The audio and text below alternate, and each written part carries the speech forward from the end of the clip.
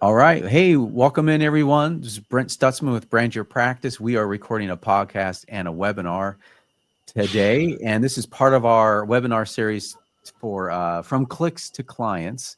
And we are actually combining parts 4 and 5 today because there's a lot of overlap on those topics that we're going to be talking about. So we're going to be talking about closing client leads and turning them into paying clients, and how to be using automation and also live calls. So really using kind of what TheraSaaS CRM offers and a live intake coordinator to actually have a really great 1-2 punch when it works, when you're trying to close client leads. And it's really all about sales and building trusted relationships with them in automation and on that phone call. So we're going to jump in. Chris Morin from Moonraker AI is with me again. He's been a major part of this series, which has been great. Chris is an SEO and content marketing specialist who works with private practices. And also joining for the first time is Shannon Martis, who's an intake coordinator for intensive therapy retreats. And Chris wanted to have Shannon on so she can share some of the things that she's doing with those intake calls. So I'm going to turn it over to Chris to get going, and I'll go ahead and get the slides. As always, go ahead and put your comments and questions in the chat. So here we go. Here are some slides here. So if you want to take away, Chris, that'd be great. Thank you so much, Brent. So as Brent mentioned, this is part 4 and 5 of From Clicks to Clients. So the part 4 that we're going to get into now is about strategies to maximize booked call attendance. So we have a lot to cover, so let's get rolling. So why should you attend this webinar? Well, the biggest issue is that you have clients that are booking calls in your calendar, but then they're not showing up. And on the flip side, maybe you're getting clients to show up to your consultations, but you want them to be more highly engaged and have more positive momentum that they're carrying into that conversation, so that it cuts out some of the work that you need to put in to actually book a new client. So a review of the entire client journey. Up here in this gray area is a whole bunch of strangers that don't know that you exist. We're using various traffic generation techniques like SEO to bring them to your website. Once they get to your website, we want to make sure that they actually follow through with your call to action, which is, in this case, to book a consultation on your calendar. And now the next step that we're focused on today is we need to make sure that they actually show up, and we're going to cover some strategies to make sure that we can convert them to a client when it's appropriate to do so on those calls. And a little bit about me, I'm Chris Morin. So I run Moonraker.ai. We are an agency focused on therapists, and I've been in the wellness industry for decades. And I also have a lot of marketing experience that has led me here today that I'm going to share with you. And I'm going to zip through all this part. We're really great. We do a lot of work with solo therapists, small and large group practices, training programs. We're getting people to show up on ChatGPT and Claude. So check us out. So what are some common challenges regarding the actual pre-call process? So maybe that process is quite complicated. This is more what we covered in the previous webinar, where having a tool like TheraSaaS, where you can have an automated booking calendar on your website, so clients can go on there, schedule a time on your calendar without needing to send an email or a contact form submission.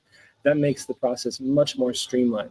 But after they book that call, there's this gap between when they decide, I want to speak to you, and when they actually show up. And if that period of time is left open without any touch points, then they might lose interest. They might meet someone else. They might feel a little overwhelmed and nervous about talking to you. So this is an opportunity where we can really fill that space with something of value. So maybe you're struggling with vague pre-call expectations, and how can we address that? Maybe there's insufficient reminders of the appointment coming up, so they just totally whiff it and forget that it's going to happen. Or maybe you're missing an opportunity to add additional value that will make them feel more enthusiastic about that call.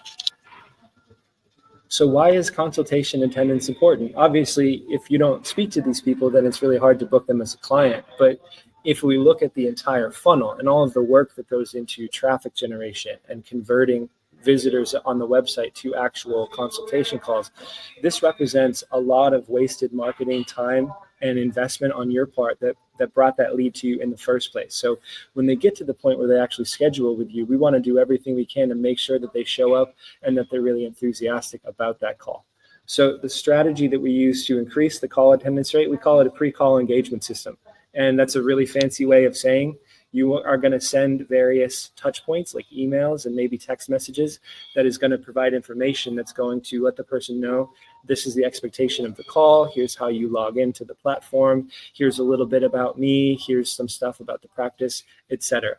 And in terms of how we measure attendance success, this is all pretty basic metrics. This is the kind of stuff that you can see in a platform like TheraSaaS. How many booked calls did we get? How many people actually showed up? That's a really simple one. And of course, how many people did you actually convert to a client afterwards? So let's get into the details of building a pre-call engagement system. So there's a lot of information on these pages. I'm going to zip through this rather quickly, but this resource, these slides are available to everybody after this call. And so you're going to have this to comb through and extract the details as much as you want. But the core pillars of a pre-call engagement system are a communication strategy. You have to send an immediate confirmation. Hey, thanks so much for booking the call. Here's the date. Here's the time. This is the link to the room. We're super excited to talk to you. You want to send them a reminder sequence at strategic intervals. So let's say they book a call 10 days before they're scheduled to have it with you. Hit them up a week before, 2 to 3 days before. Maybe you remind them 24 hours before. Really excited to talk to you tomorrow. And I like to send another one 1 hour before. We actually, for our agency, when we have sales calls scheduled, we hit them again 10 minutes before, like, hey, our call's in 10 minutes. Can't wait to talk to you. And if it's possible, and again, TheraSaaS has this functionality to send text message reminders when somebody gives you their phone number. That can be a really awesome way to bug them, because like 95% of people are going to open a text when maybe emails are going to get lost, and it's right in their face. And it's a good way to bug them on top of the emails that might have more extensive details in there. And if you can manage to put some additional like rich media in those emails, or bring them to a page that is talking about you, there's all sorts of options here for you to enrich this experience. And so things like video messages, bring them to a landing page that says, hey, thank you so much for booking a call with us. We're really excited to talk to you. Here's some things that you should know before that happens. And the idea is to get them really comfortable and confident and excited to talk to you, so that there isn't that chasm that they need to go through where they're waiting for the call to happen. And in terms of the resources that you can share, there's so many different things, and this is going to be different depending on the nature of the work that you do, details about your practice, if you're a solo therapist versus a group practice, but things that might jog your memory, like a pre-call questionnaire. Here's some questions to reflect. So for example, for Moonraker, one of the things that we send off about a week before we talk to people is start thinking about your goals for your practice. What is it that you want to achieve? Are you trying to go private pay only, or you want to scale your practice and add associates, or you want to travel and get away from the physical brick and mortar office? Like, giving them a prompt so that they can start to reflect, so that when they come to the call, they have a lot of good ideas to share that are catered to the conversation we're going to have. Another idea is a free downloadable resource. Hey, I'm a specialist in high achieving women that struggle with anxiety. Here's a quick little infographic or cheat sheet that gives you 5 tips that I give to all my clients to help anxiety. And now you're already providing value and building a trusting relationship before they ever even saw you. And these are the kinds of resources that people might have. They don't know where to put it on the website. Like, what do I do with this valuable piece of information? Once somebody signs up with you, that's a perfect opportunity to share this with them, because it's going to build on that momentum. And there's a very good chance that they're going to open it because they've already decided to talk to you. Other things, like I mentioned before, what to expect guides. Here's what the call is about. Here's what our services are about. Here's what onboarding looks like. Here's what the actual care process looks like. And of course, success stories, testimonials. I think of that kind of like every 3 to 5 emails, like, here's some information that's of value to you, blah, blah, blah. Oh, and here's what this person said about working with us. Now, this is a little, there's some ethical guidelines that you might consider given the nature of your practice. But if somebody already has left a testimonial on your website and they've given you permission to share it elsewhere, then this may be something worth considering. Yeah. And just a couple of things, this can scale. Like, I know for like intensives or maybe larger purchases, like, you probably need to maybe do more nurturing. But for also other people, it could just be they schedule within 24 hours of a consultation or 48 hours. You don't need to have 5 or 6 emails in between those 2 days. Right.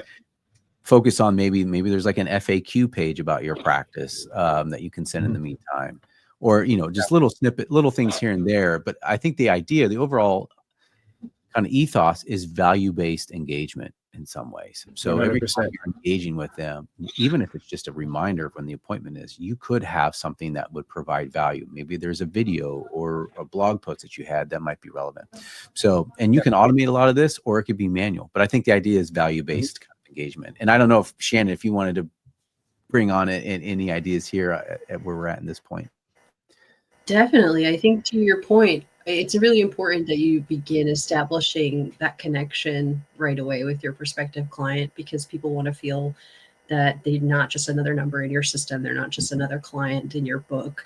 They really want to feel a personal connection with you. So like Chris's point about a video, I find that the clients I speak to really love that, because then they feel like intuitively, I know a little bit more about who you are, about your communication style, about your personality.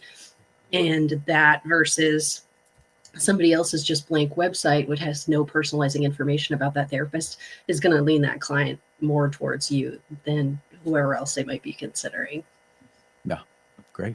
Absolutely. Yeah. And one of the first value added steps that you can take is after they fill out a contact form or after they book a call, you can redirect them automatically to another page that has that video or that image or that guide that says, thank you so much for reaching out. Thank you so much for booking with me. Here's some things to understand. So it shows up immediately. It tells them that they just completed the step that they needed to and that things are good.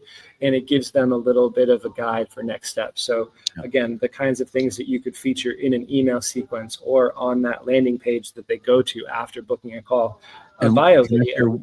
Sorry to interrupt. I just had a really quick idea. So in TheraSaaS, you can have a drop down that would say, would you like first availability, or would you like to work with a particular clinician? And so you could have an automated email on that when they submit the form that says, hey, we saw that you're interested in working with this. Here's their page. And maybe there's like a couple other videos about that clinician that goes a little deeper in how they work with client, in the meantime. So you're building that trust on automation. So they're like ready to start working with this particular clinician. So as long Absolutely. as I think that's, as long as they have that's super cool. Yeah.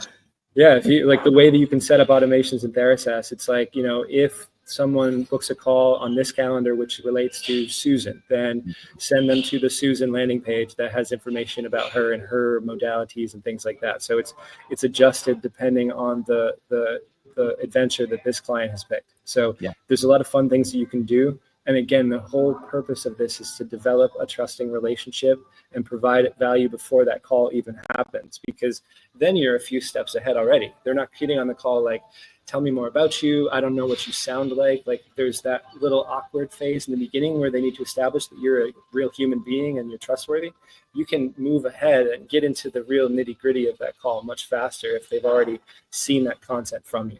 And again, other pieces of information that could reduce the friction, clear instructions on how to use technology, because not everybody is familiar with Zoom or other platforms that you might be using for video calls, making sure that the calendar integration tool that you're using is actually dropping an event on their personal calendar, making sure that they know if this all fails, here's my phone number, do a pre-call tech check, things like that. They can be helpful to make sure that this workflow is accessible to all levels of tech savvy clients. So I like that. Yeah. And don't make any assumptions, because sometimes clients aren't sure. Are you calling me? Am I calling you? So be very explicit so that you're reducing any possible confusion that a client might have of how the process is going to go. Yeah. Love Absolutely. That. Yeah. And in terms of the platforms that you can use to build all this out, obviously TheraSaaS is powerful. You can do all sorts of incredible automations. There's an automated booking calendar. There's the contact forms. It's all HIPAA compliant. So it's designed for this stuff. If that was an option that was too expensive, or you wanted a simple thing, a tool like Calendly, for example, this is also HIPAA compliant. You can get involved for like $10 and you can set up a pretty rudimentary email reminder sequence and text message sequence. So it gets the job done, but it's a bit more, well, actually much more limited. But again, compared to I fill out a contact form, expect you to take at least a day, if not more, to get back to me. And then you respond back to them and say, oh, here's my availability. And by then they've already spoken to 20 other therapists. The thing is that when someone gets on your calendar, they tend to reduce or pause their search for others until they speak with you, versus a contact form submission where as soon as they submit it to you, they're going to go submit it 20 other places. And it might not be that another practice is a better solution for them, but if they're adequate and they get in touch sooner, there's a chance that they're going to win that client instead of you. So the booking calendar is really the way to go. And then all of the details that we're talking about here is additional value to make sure that they show up to that call and that they're really excited to do so.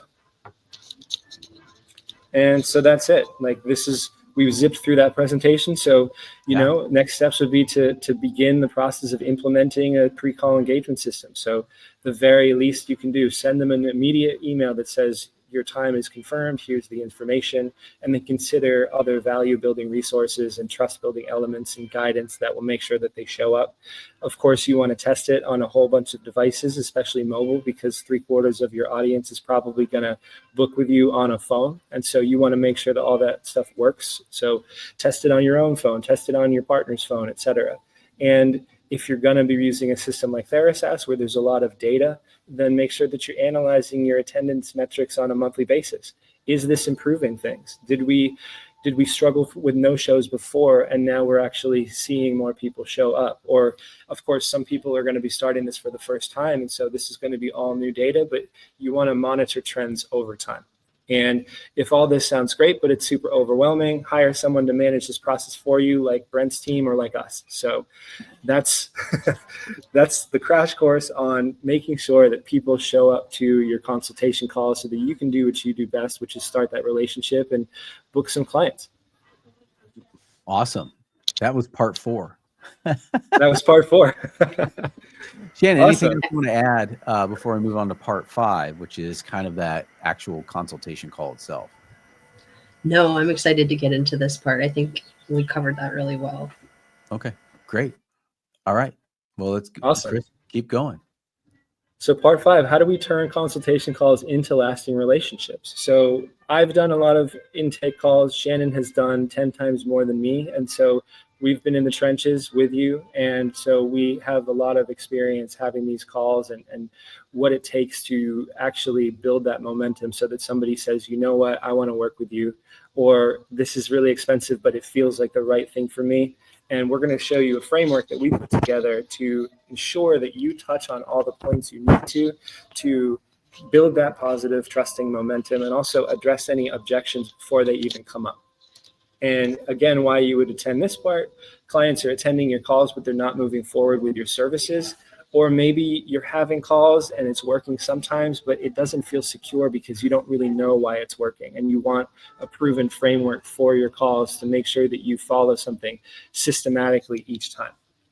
And again, this is step 4 of this client journey. So they've gone through everything. They found you from, in the forest. They discovered you. They came to the website. They booked on your calendar. Your sequence made sure that they showed up, and here they are on the call with you. And how can we make sure that if it's a good fit, that they move forward and begin work with you and stick around for a long time? So we're going to talk about what we do in a way that makes it feel more natural, because I've heard a lot of therapists, they say that they struggle with consultations because it feels salesy. They don't like to push people. They don't like to sell. And it's like, I don't know. I don't feel comfortable treating this like a sales call. But in reality, this is a high ticket sales call, because most folks that I talk to about this, they say clients stick around for 20 sessions, 50 sessions.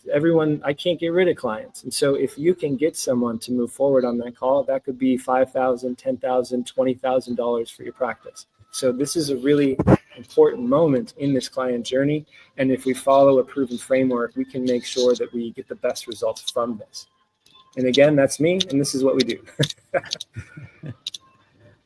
So what are some common challenges on the consultation calls? And this has to do with the psychology of a person that is considering services. And again, sometimes someone's ready to go as soon as they get on the call. But what I've heard from a lot of clients in 2025 is that clients are more nitpicky and less trusting than ever. And it probably has something to do with the massive insecurity in the world today. But they're shopping around. They're not making decisions quickly. this is not 2021 when you could put a cardboard sign out in front and have a line of clients. So we need to do everything that we can to help them teach themselves how much this means to them and why it's a good fit. Because what we're really doing here is we're not having them tell us things for us. It's so that they can hear it themselves. And so, common challenges, their clients don't understand how their challenges might affect other people in their lives. And if they don't recognize that, they might fail to recognize the full value of therapy. They might minimize their emotional distress. Oh, well, that's just the way it was growing up. If they don't understand how to acknowledge their suffering, they might not recognize the true cost of living their life without support.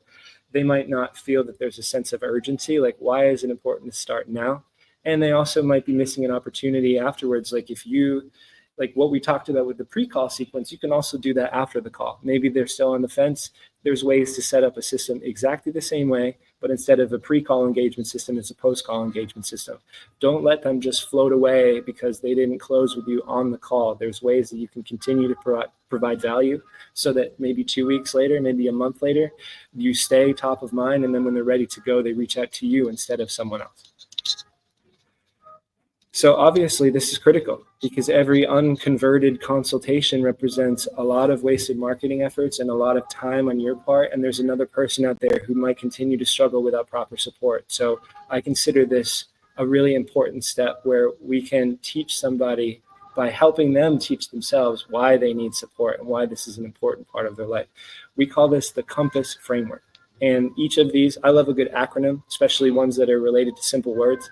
There's 7 crucial elements that we're going to cover that will help clients to articulate their needs, develop urgency for your services, and also address objections as we go. And in terms of measuring success, how many people are moving forward? Shannon, did you want to jump in? Hey, Shannon, did you want to jump in? Yeah, I wanted to say, just reiterating the importance of a framework. I know, can you hear me? Yeah, there's probably a little delay. Oh, okay, great. So I just wanted to reiterate the importance of the framework. I know that those of us who are like very social sciences heavy feels really icky and uncomfortable talking about marketing and sales, but a lot of the most important research about client success comes from this idea of a script, of a framework, why it's so important.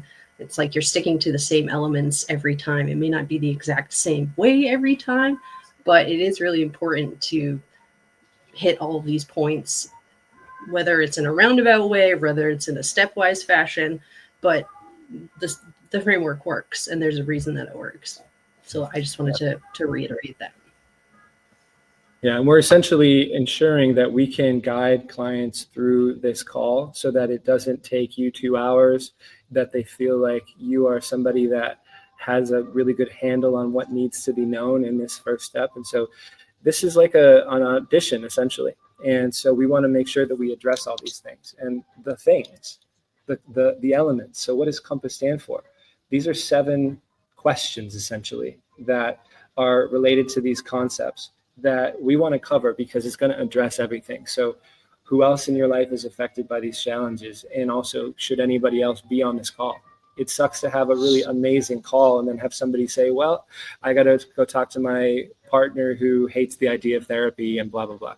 It would save everybody a lot of time and trouble if everyone that should be involved is involved from the beginning. So that's a big one to cover, especially towards the beginning half of the call. Some other things to address. And I just want to note that a lot of these, I'm sure most of you are doing naturally. The point of a framework is to make sure that we hit all of them every time. And so what are the primary obstacles that you're facing? This is the kind of stuff that someone is going to pour out for you, assumedly, in that call anyway. But helping them to understand the real scope, like how long have you been experiencing these difficulties? How are these challenges affecting your daily life and well-being? Like helping them to really just marinate in that misery. And the point is not to be masochistic, but it's to help them understand, like, it sounds like you really struggled a lot. And it sounds like you're carrying a lot, and that this is the kind of thing that can really help you to shed that baggage and those burdens. Aspirations. What does healing look like for you? What's your vision for yourself and for your life? Strategies is important because it helps the client understand that they do need help. Like, what have you tried so far? Have you tried other professional support? And there's a good reason for them to be on this call, probably because they feel like everything they've tried has not worked. But it's important for them to state that out loud. And also the spark is, why is this a priority right now? What's the urgency come from? Why are you not just doing what you did before? What changed? And when they say all of these things for you, but also essentially for themselves, every single one of these things is going to address a possible objection. Oh, well, it's not that bad. Well, you just told me it was terrible. Oh, well, I don't really have many goals. I don't know. I'm just not really here for anything. Well, you just told me that you had a vision of having a wife and kids and living in the country, and right now you feel like your life is hellish. Oh, well, I'm going to go try that other thing, and I'm going to try this. I got a meditation app, and that should probably help. Well, you just said that you did that for 6 months, and where are you? Again, I'm not using perhaps the language that you would use to address those objections on a call, but when someone tells you explicitly, I've tried a million things, it didn't work, then it makes it a lot more uncomfortable for them to say, well, I'm going to try a few more things. And why is this important right now? If they say, I just can't live like this anymore, and then they get to the end and they say, well, I don't know, I'm going to think about this for a while. Well, you just told me you didn't want to live like this anymore. So what is it? And again, I'm being very pushy because I'm just being direct talking to y'all on this call. But of course, there's more tact involved in the actual delivery of these things on the call. But if you can address all of these things, then the person on the call who may be on the fence or might be intimidated by the process, or they're just uncomfortable with the idea of opening up, maybe this is new for them, it will help them to see, and they are painting a picture for themselves. This is a really awful thing that I've been dealing with for a really long time. I want so much more for my life, and there's a lot of things I've tried, it didn't help, and this is really important for me to do because I'm sick of waiting. And my wife is here on this call with me. She knows we've been struggling together. I want this to be so much better for us, or whatever. So that's the idea of the framework and some strategy points to address. Can I ask a quick question real quick? Yeah, please. For Shannon is, I have a music background, so I have frameworks, right? Musical frameworks, a little bit like jazz, right? You have the form, and then once you know the form really well and you know the melody, you can start to improvise a little bit and play with it a little bit. So I'm curious of this, like kind of how would your flow be in the midst of a framework that you might use, or if you use the Compass framework or something similar? Mm-hmm. Typically, I like to let the client lead a little bit in the sense that I open the call always asking what questions I can answer for them right away. Typically, they'll have a burning question. That's the reason that they booked the call. They couldn't find the information for themselves on the website. And so I start off by centering them. What are your questions?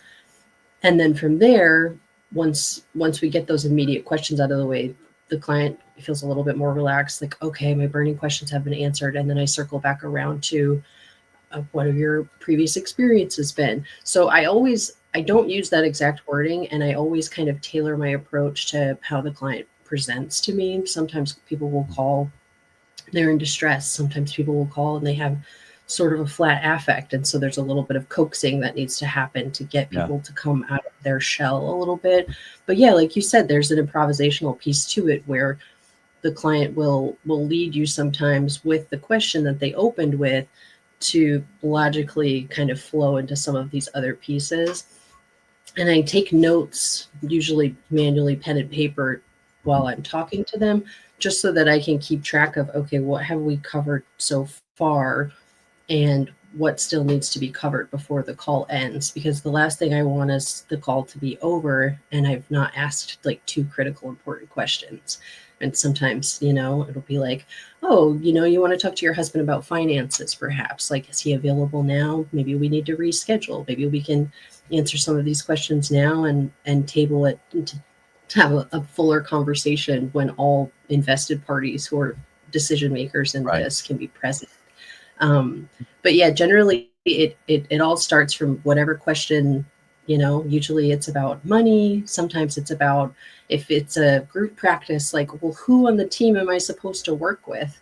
And some of those things are already answered as part of the pre-call engagement strategy that we discussed previously. But sometimes the questions, they yield like the obvious segue into the next part of the framework. So hopefully answer that. Yeah. And I would imagine some people looking at the framework like, well, that's a lot of questions. This could end up being like a, an half hour, 45-minute phone call. And I know, Shannon, for you, you're selling intensives, which I imagine are private pay. So maybe having a longer sales call makes sense. But I'm curious, what's sort of like your range for how long you want a call to be? Typically, I would say most calls are wrapped up within 15 minutes. Most people that call already have an idea that they're going to commit to a program like the one that I'm talking to them about. They're just not sure which one it is. And that's why it's so important to establish that personal connection right out the gate. Yeah. And I do that by also just some self-disclosure. I know that for a therapist, it's a little bit different, because you have ethical guidelines and boundaries, and you don't necessarily always want to disclose a lot of personal information about yourself, which is understandable. But for me, I come at it as more of like a peer support specialist, where they say, oh, I've just been struggling with this particular issue for X amount of years. I can relate that to my personal experience. And then I bring it right back into, and what has helped me has been, and then I talk about how, the intensives that I work with have been beneficial for me, myself, and other clients that I've seen go through the program. Got it. Okay. Thank you. That's really helpful. And sometimes the call will go longer if the client is in, some distress, but I always also emphasize the importance of, hey, I really want this to feel safe for you. I would hate for this call to end and you feel worse when you end the call than you did when you before you picked up. So sometimes there's a little bit of emotional co-regulation that will have to happen in order to get, to some of these deeper questions. But yeah, I would say within 15 minutes, you have a pretty good idea if a client is going to move forward or not. And so at that point, it's good to just say, either, hey, maybe this doesn't seem like a good fit for you, if they just keep raising objections that you can't really address, or maybe there's some resistance there that you feel like they're not ready to commit. Or hey, this is a good fit for you, and let's talk about next steps. Got it. Great. Yeah. Thank you. Yeah. And I would say in terms of these questions, it does seem like a lot, like there's 7 big questions, but a lot of them will be shared all at once. Like a client will probably tell you what's going on, how long it's been happening, and might get into like the depths of suffering that they've experienced because of it. And so a lot of this will happen naturally. And it's just important to remember, like, what are all the things that I want to touch on?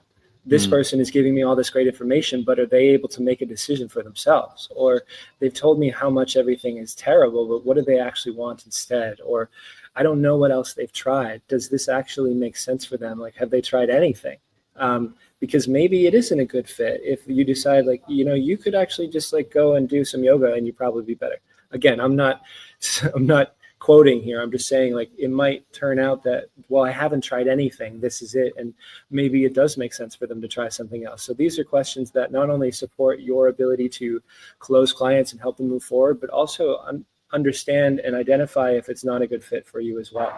And some notes about this, like we kind of said already, like clients may share answers in a different order. You don't need to remember all this stuff. Like, again, like a simple guide is helpful. Like, these are the 7 things that I would like to tick off to make sure that we've covered everything that will give us the full breadth of what we need to know and also address any objections. You might know some of these answers already just from your experience about clients struggling with a certain set of issues. But the point here is that it's important for them to share it for themselves, because maybe they've never told anybody how much it sucked before, or how much they're struggling before. And when they say it out loud, not only is there a moment of relief just from that, but it proves to them, wow, this is really hard. I really do want to move forward with professional support for these issues.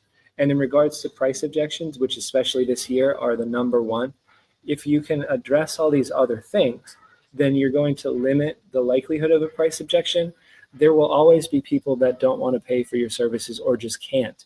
But the best case scenario in that situation is that everything that has led them up to this point, the website, the booking process, the call, they feel such positive regard for you and momentum on the call that if they can't afford it, they will say, is there anything else that I can do to work with you? Like, this is how I know that the sales calls that we're having lately have been good, because if somebody doesn't want to sign up for the whole year, they say, well, can you just do this thing instead? Like, I want to find some way to work with you. I just can't commit to this big thing, but is there anything else we can do? And it gives you a good opportunity to provide some, down sells, cross sells. Like, maybe you have an information product, like a course or a infographic or some ebook or PDF that can provide them some support in the meantime, and it adds value. It gets you a little bit of revenue, and then it keeps you top of mind so that when they are ready or financially prepared, then they can move forward.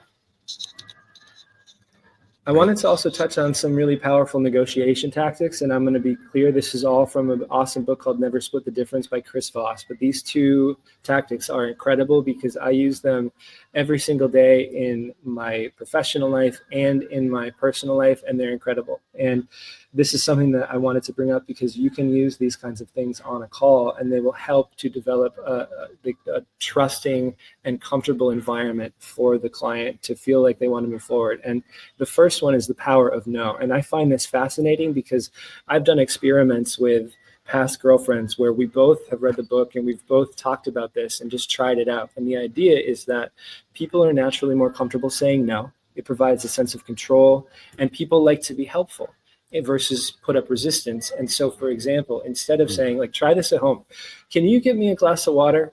And then the partner says, yeah, okay. But in their mind, they're like, ugh, I don't want to do that. And there's like a micro resentment that's formed, maybe. Versus like, do you mind getting me a glass of water? Would it be impossible for you to grab me a glass of water when you get up? No problem. I got that. Now I'm helpful. I feel like a little hero.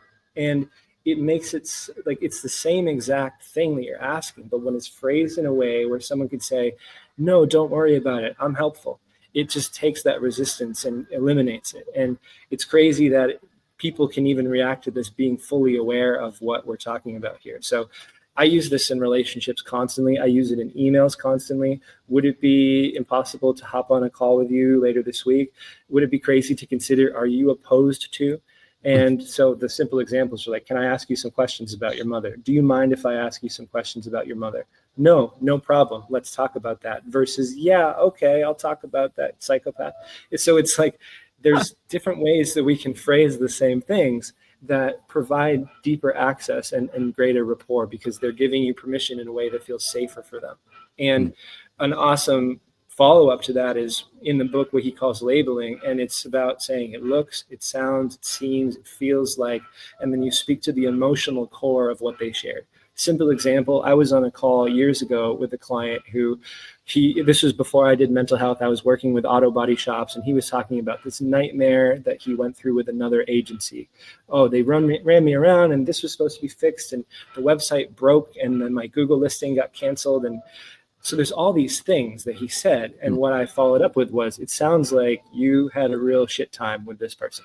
And he said, yeah, it was a nightmare. And I saw him visually relax and kind of settle into the chair. Like, yes, thank you for acknowledging the emotional depths of my struggle. And so that's the power of this, because labeling, I know that we're taught, like, don't label, like, don't judge, but this is a way of asking a question in the form of a compassionate statement. And if you happen to be wrong, somebody will be more than happy to correct you. But the goal is that you can make a connection in the process of doing that. And they're probably going to share more information, whether you're right or you're wrong anyway. And so I could have asked that person, so would you say that it was a really challenging process with that other agency? Yeah, obviously. But instead it was like, man, it sounds like that was a real nightmare. And he was like, yes, totally. So for example, a client says, I tried this, I tried that, I tried yoga, I tried medication, I tried everything. It just feels like nothing actually helps my problems, Yeah, it sounds like you're feeling super frustrated that nothing is working. And again, this is nothing groundbreaking here, but it's important to remember these kinds of things because the goal of that call and what really triggers someone's action to make a decision. I want to work with you versus 20 other people is I feel emotionally safe. I feel seen. I feel acknowledged. I feel like they really get it. And so letting them say no and then moving forward in a way that you need them to continue that call, helping them to feel acknowledged in the way that they've struggled. These are really simple but powerful things that can transform the calls that you have, but also your personal relationships as well. Yeah. And can I ask on Shannon on that? Like, kind of, what are some of the things you like to say on like some of these calls? It could be labeling, but like, what are some of the things you found like, oh, it's helpful if I do this or if I frame things in a certain way? I'm just curious. Validation is huge. Like, I think the concept of labeling to me relates directly to this idea of validating, like validating a client's distress, validating a client's efforts, their resilience, their adversity. I think that that's something that sometimes, especially certain clients, I would say they haven't got a lot of that in their life outside of a therapy space. Sometimes it's the first time that they may have heard that, like, wow, it sounds like you had a really difficult childhood. It sounds like it's still showing up for you in all of these ways in your relationships with others and your relationship with yourself and how you're showing up in the world. And I think just that simple bit of validating, like, yes, you have been doing, you've told me all of this work that you've been doing, all the efforts that you've put into your recovery process, and you're still feeling stuck, or you're still feeling like you're not getting the results that you're seeking. And that sounds really hard. Another thing I like to do is just acknowledge, like, this is a big first step. Just booking this call, is a huge step. And I hope you're giving yourself credit for that. I hope you're feeling proud, that you're able to take this step, because you've been dealing with this for a really long time, it sounds like. So just those little things of acknowledging, I like that. Hey, I hear you. You're suffering, and it sounds like you've tried everything that you know how to do on your own, and maybe with help. And now you're at the point where we're on this call right now, and just, I don't know, celebrating that a little bit is always received really well, because sometimes, people don't get that. I think especially men, a lot of men clients that I speak to, they tell me, like, hey, I don't hear that a lot outside of, therapy. Yeah. It may be a little uncomfortable for them. But also I think it's heartening, and it's something that just humanizes the relationship, and it makes someone feel like, oh, wow, like Chris said, I feel seen. I feel like you get me. And that, to me, just even from my own personal experience in therapy, is what I really want to hear and how I want to feel when I'm on a consultation call and trying to find a mental health professional that I feel like I really vibe with. Yeah, that's helpful.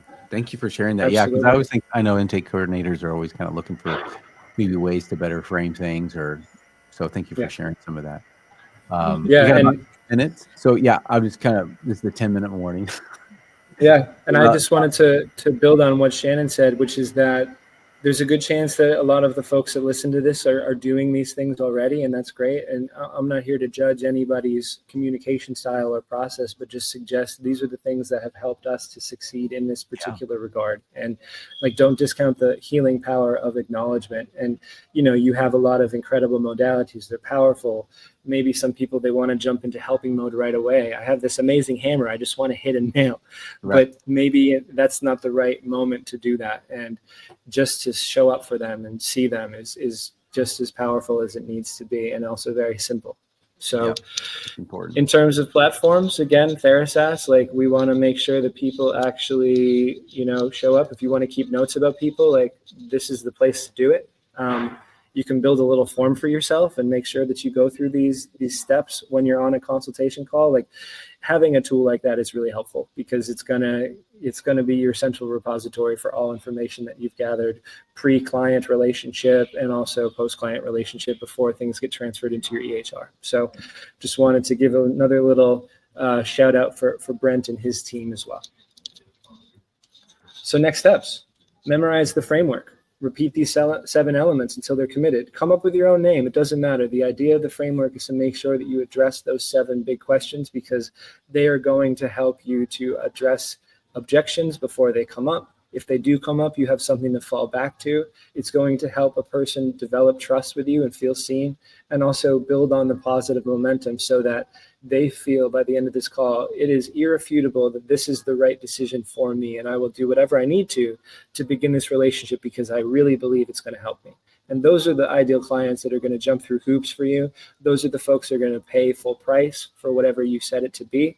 And so this is a powerful tool that will help you to create that security and abundance that you want to in your practice. And it's a system that you can fall back to, and you can use it every single time. You don't have to wonder how the call is going to go. You have a system that you can rely on, and it will help you feel more natural in that process. And practice it. Practice little negotiation tactics. Like when you go home tonight, ask somebody, do you mind if you grab that for me? Instead of, can you grab that for me? See what happens. These are simple things, but it's amazing how just a subtle adjustment can make a real change in the energy in those relationships. Yeah. And if you need more support and you want specialized training and someone to consult you as you go through these calls, then let us know. This is the kind of stuff that we do every day. And so we're always there to help you. And sometimes all you need to make positive changes is guidance and accountability. So that's my spiel.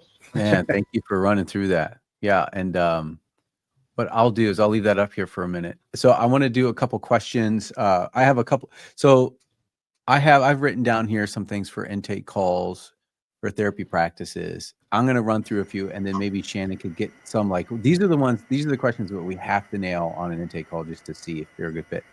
But a couple, one is like, how did you hear about us?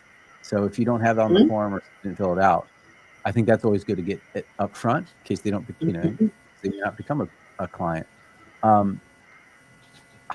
What stood out to you on the website that made you want to work with us? And this question could be helpful in that it allows you to know why they chose to reach out to you and to help you better understand maybe what their struggles are. Another question you could ask, and this is all that you could fit these in the framework, what are you looking to get out of therapy? Could be one way to put it. How soon are you looking to begin? So what's the urgency there? And then maybe ask, like, are you new to therapy? Is this something new? Because then that can guide, like, here's what to expect really in some of these sessions. Now, if you're doing intensives, like you're saying, like that's like a whole nother education process, what to expect. But for some people who are doing just hourly, week to week, they may not know what therapy is, and you have to do a little education there. And that helps, making the unknown known also builds that trust with you. So those are kind of like a few of my questions that I'm like, you could try asking those. I'm curious, Shannon, like what are some of those questions that you're like, oh, I got to ask, these are my favorite questions? For sure. I always like to ask, what have your experiences been in therapy previously? Have you had some experiences that were amazing? Have you had some experiences that were not so good? Tell me a little bit about that. This helps me get to the heart of, why somebody might be avoidant, why they might not have been engaging and attending regularly in therapy. And it helps me understand, has this person experienced a previous psychiatric hospitalization so that I can know what level of care they might require. If they say something like, I've been with 3 or 4 therapists and just doesn't seem to work.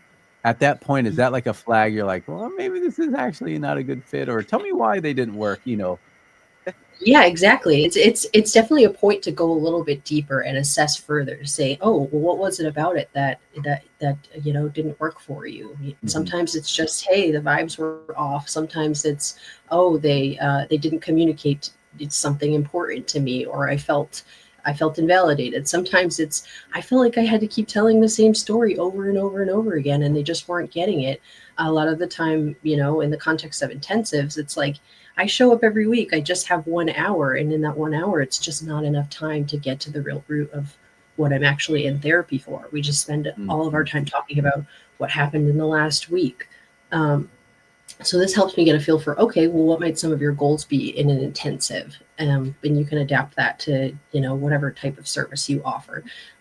Well, it sounds like, you didn't really get your needs met in that last relationship, and just validating that for them. Because, there are a lot of amazing therapists out there, but also with the advent of some therapy platform services, it becomes more widely available, and then people run into quality issues.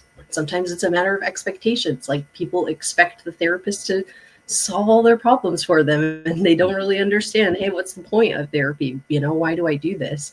And so just getting to the heart of it through asking about those experiences can help me understand a little bit more of, like, hey, this sounds like it would be a really great fit for you, or maybe we're not such a good fit, but I'm going to find some resources that might be better. Another question I love to ask is, have you seen the reviews? Have you seen the testimonials?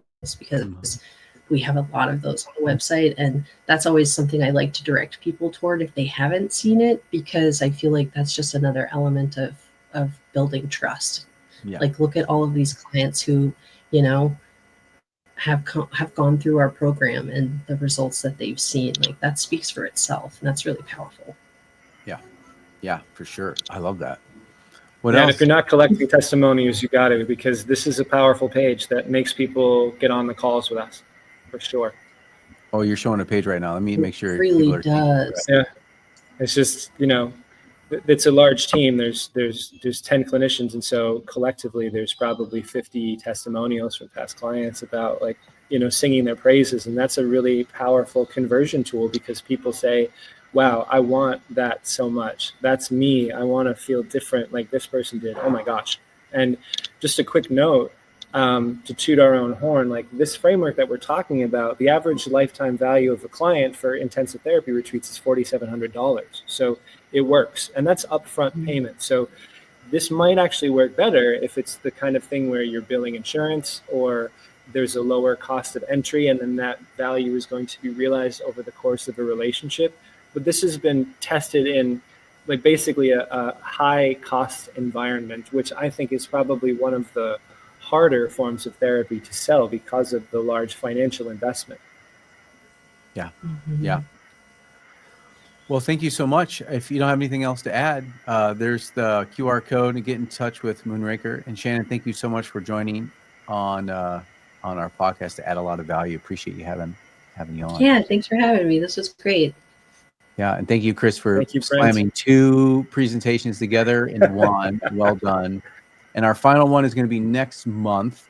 And I believe we're talking about, like, after they become clients, sort of like continue those relationships. And I think we'll talk about how do we ethically extend client care in a way that provides the most value to clients and also to your practice. Yeah, love that. So thank you. All right, we'll have everyone listening. Thank you, or watching. Thanks for joining on the Brand Your Practice webinar and podcast. And we will see you in the next video. Thank you, everyone. Bye, Al.